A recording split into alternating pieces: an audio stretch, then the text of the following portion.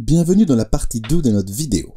Oui, comme dans la vie, la bière aide vraiment à entrevoir les liens tissés entre les personnages. L'un des films les plus emblématiques est bien le dernier volet de la trilogie Cornetto.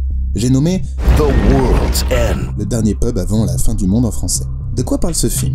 5 amis essaient de finir ce qu'ils ont commencé 20 ans auparavant à la sortie du lycée.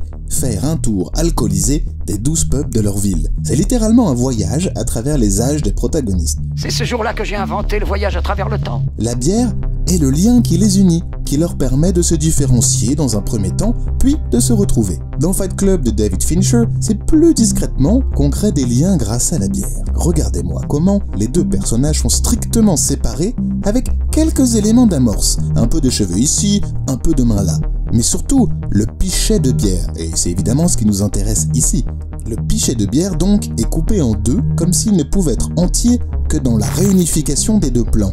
Pas mal pour parler de dissociation de la personnalité. Décidément chez Fincher, on ne blague pas avec la bière.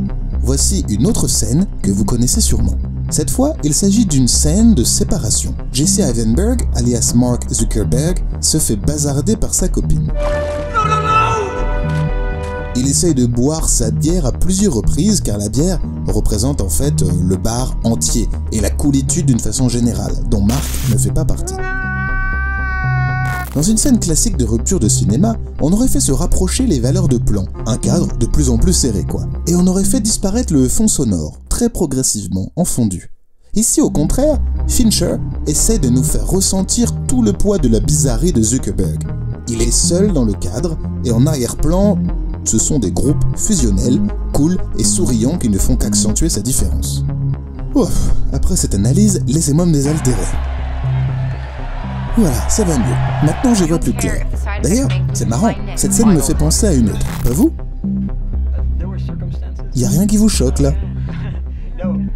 Bref, c'est juste parce que je suis de bonne humeur que je vais pas vous dire que Fincher aurait pu pomper sur Greg Mottola.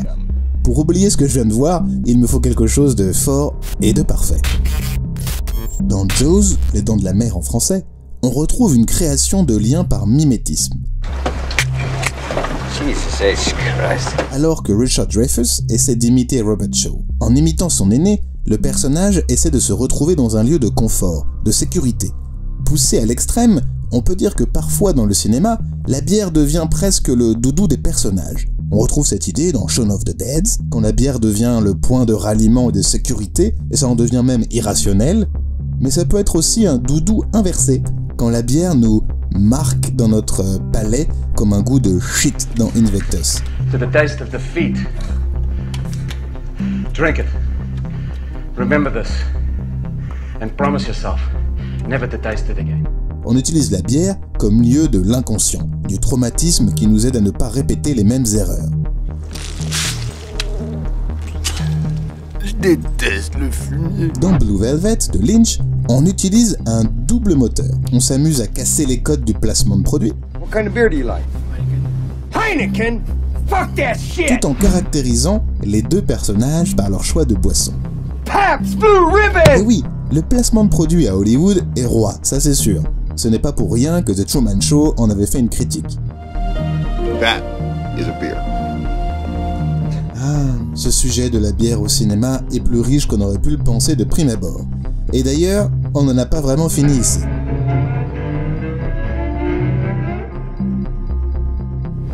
Comme on a déjà pu le voir avec Blue Velvet, la bière permet au réalisateur de montrer deux traditions, deux milieux sociaux et une intolérance entre tout ça. Quentin Tarantino est fan du twist dans ses scènes.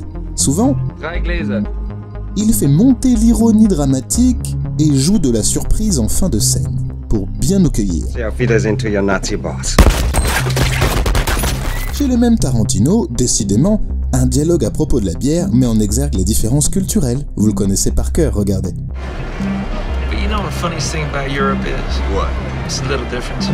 Ici, par la différence culturelle induite par la bière, ça permet un rapprochement de nos personnages, ça permet de nous faire sentir à la fois proches d'eux et en même temps de les sentir très américains dans la tradition. Example. Alright, well you can walk into a movie theater in Amsterdam and buy a beer. And I don't mean just like no paper cup, I'm talking about a glass of beer. On retrouve cette idée dans un registre totalement différent. le courroux, qu'importe la ruine, et que l'aube soit rouge. Dans cette scène, Legolas ne peut devenir ivre. Gimli, lui, un peu plus, hein.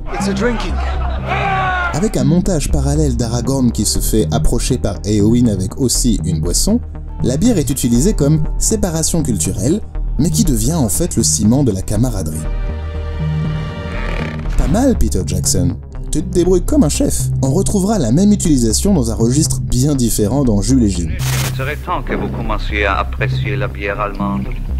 Jim est comme moi, il est français. Il se fout de la bière allemande. C'est plus direct, mais ça montre ici qu'on peut dépasser ses préjugés. Bon, pas de quoi en faire un fromage, hein. Hey Gwen, you want some coffee? No thanks.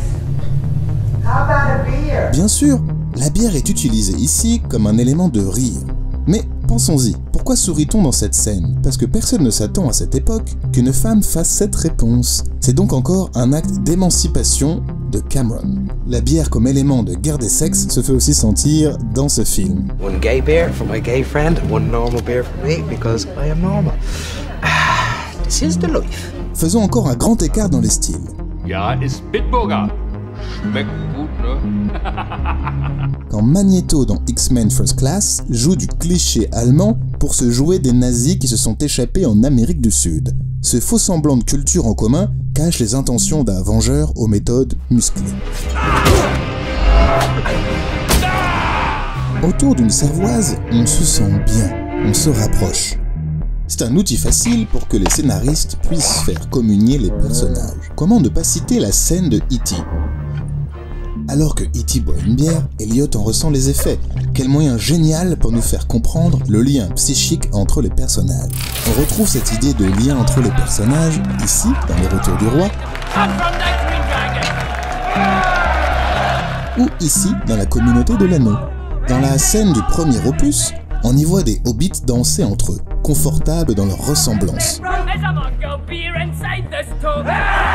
On finit même la scène avec des vieux rabougris attablés défendant leur identité. Dans le troisième opus, ils ouvrent leur culture et se rendent compte qu'ils la partagent en partie avec tous autour d'eux. La bière est donc un excellent outil narratif dans cette trilogie pour nous faire comprendre les différences culturelles mais aussi les rapprochements culturels. Car la bière devient un dénominateur commun. La bière nous rassemble au fond et permet aux réalisateurs et aux scénaristes de jouer dessus pour nous dévoiler toutes les facettes de l'âme humaine. Pour conclure, j'aimerais dire que la bière a aussi marqué la fin cinématographique d'un grand artiste. Et ça c'est assez notable pour le noter, la noter, mais ne pas vous l'annonner. Le grand Buster Keaton a vu son dernier film Le Roi de la bière, ou alors What No Beer en version originale, être un grand échec commercial et critique. Bon, c'est pas vraiment de la faute de la bière, mais un peu de la transformation du cinéma, un peu de la MGM, la société de production, et un peu de Keaton lui-même qui était trop saoul pour performer sur le tournage. N'oublions pas que la bière est à consommer avec modération. Voilà. Merci à tous pour votre visionnage. N'oubliez pas de liker, de partager, de vous abonner et d'activer la cloche. Vous êtes pas bien là? Paisible? À la fraîche? Décontracté du gland? Eh bien voici un lien vers notre Tipeee pour vous soutenir si cela vous prend comme une envie de pisser. Moi, en attendant, je vais décuver. Ciao!